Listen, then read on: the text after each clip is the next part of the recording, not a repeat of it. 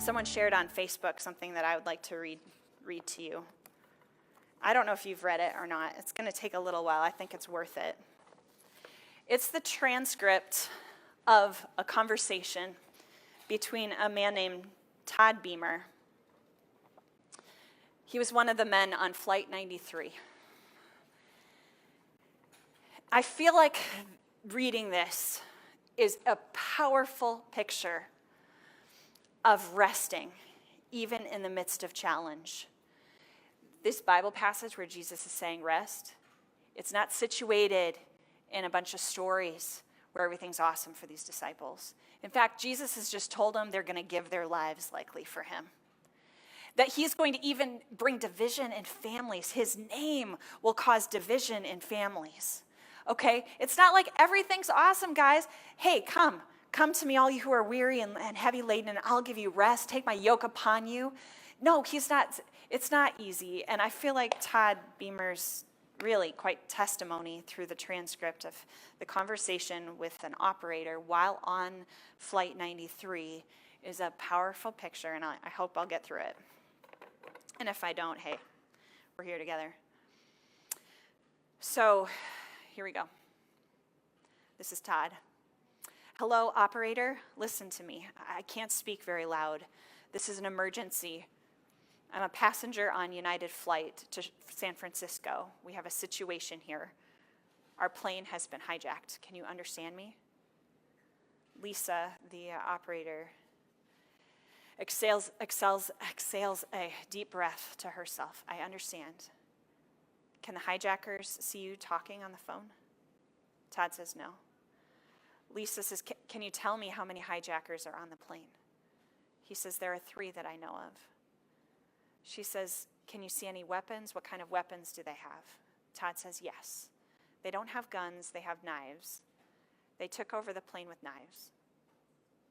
Lisa says, do you mean like steak knives? He says, no, these are like razor knives, like box cutters. She says, can you tell what country these people are from? Todd says, no, I don't know.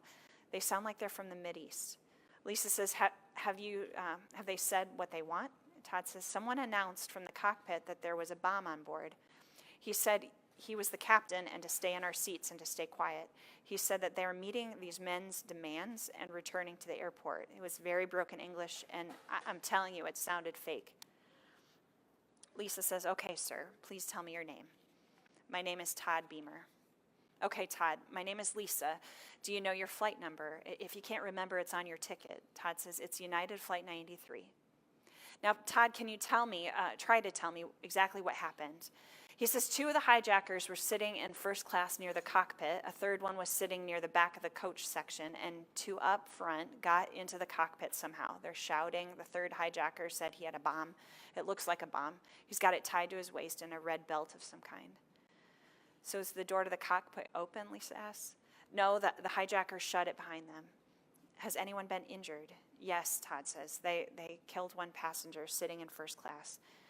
There's been a lot of shouting. We don't know if the pilots are dead or alive. The flight attendant told me that the pilot and the co-pilot have been forced from the cockpit and may have been wounded. Lisa says, where's the third hijacker now, Todd? He's near the back of the plane. They forced most of the passengers into first class. There are 14 of us here in the back. 5 are flight attendants. He hasn't noticed that I slipped into the pantry to get the phone. The guy with the bomb ordered us to sit on the floor in the rear of the plane. Oh, Jesus, help. Lisa says, Todd, are you okay? Tell me what's happening. Todd, hello, we're going down. I think we're going to crash. Wait a minute. No, we're leveling off. We're okay. I think we may be turning around. That's it. We changed directions. Do you hear me? We're flying east again. Lisa says, okay, Todd, what's going on with the other passengers? Todd says, everyone is really scared. The few passengers with cell phones have made calls to relatives. A guy, Jeremy, was talking to his wife just before the hijacking started. She told him that hijackers had crashed 2 planes into the World Trade Center. Lisa, is that true? Todd, I have to tell you the truth. It's very bad. The World Trade Center is gone. Both of the towers have been destroyed. Todd says, oh God, help us. Lisa says, a third plane was taken over by terrorists. It crashed into the Pentagon in Washington, D.C. Our country is under attack. and I'm afraid that your plane may be part of their plan. Todd says, oh, dear God, dear God. Lisa, will you do something for me? Lisa says, I'll try if I can, yes. Todd says, I want you to call my wife and my kids for me and tell them what happened. Promise me you'll call. I promise I'll call. Our phone number is 201-353-1073. You have the same name as my wife, Lisa. We've been married for 10 years. She's pregnant with our third child. Tell her that I love her.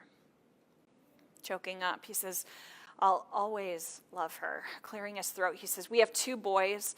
David, he's 3, and Andrew, he's 1. Tell them that their daddy loves them and that he is so proud of them. He clears his throat again. Our baby is due January 12th. I saw an ultrasound. It was great. We don't know if it's a girl or a boy. Lisa, barely able to talk. I'll tell them. I promise, Todd. Todd says, I'm going back to the group. If I can get back, I will. Lisa says, Todd, leave the line open. Are you still there? Lisa then dials the phone. Hello, FBI. My name is Lisa Jefferson. I'm a telephone supervisor for GTE. I need to report a terrorist hijacking of United Airlines Flight 93. Yes, I'll hold. Goodwin, the agent she talks with, says, hello, this is Agent Goodwin. I understand you have a hijacking situation. Lisa says, yes, sir. I've been talking with a passenger, a Todd Beamer in Flight 93 who managed to get on an airphone unnoticed. Well, where did this flight originate and what is its destination? Lisa says the flight left Newark, New Jersey at 8 a.m., departing for San Francisco. The hijackers took over the phone shortly after takeoff, and several minutes later the plane changed course. It's now flying east. Goodwin says, Ms. Jefferson, I need to talk to someone aboard that plane. Can you get me through the plane's phone? Lisa says, I still have the line open, sir. I'll patch you through on a conference call. Hold on a moment. Hello, Lisa, Todd says. Lisa, are you there? Lisa says, yes, I'm here. Todd, I made a call to the FBI. Agent Goodwin is on the line and will be talking to you as well. Todd says, the others all know that this isn't your normal hijacking. Jeremy called his wife again on his cell phone.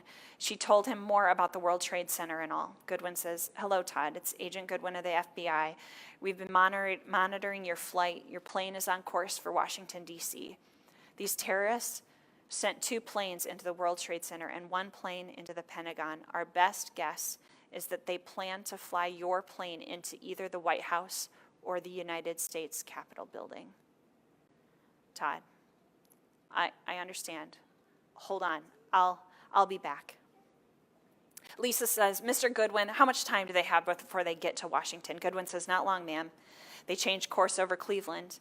They're approaching Pittsburgh now. Washington may be 20 minutes away.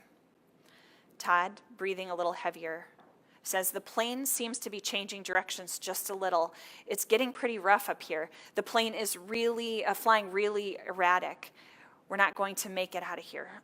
Listen to me. I want you to hear this. I've talked with the others. We've decided we would not be pawns in these hijackers' suicidal plot.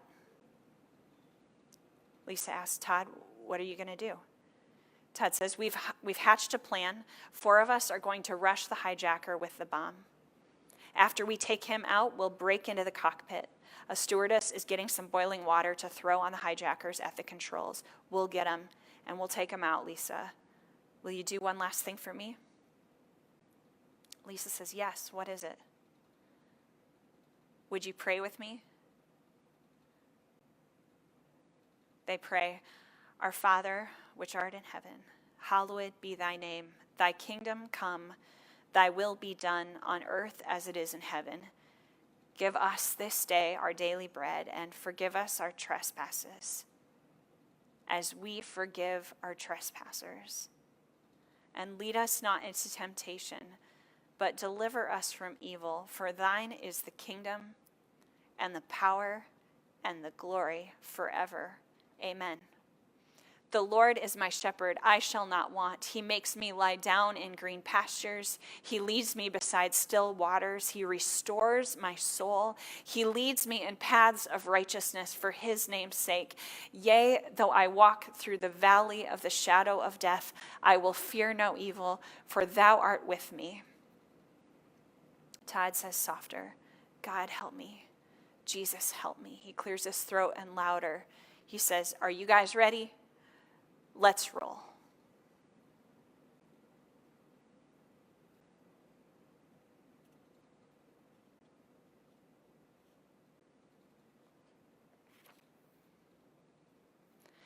And that's quite a burden. I'm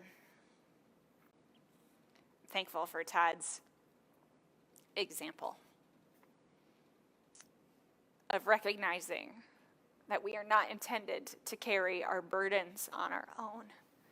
Come to me, Jesus says, all you who are weary and heavy laden, and I will give you rest. Take my yoke upon you, for my burden is easy, it's light, and you'll find rest for your souls.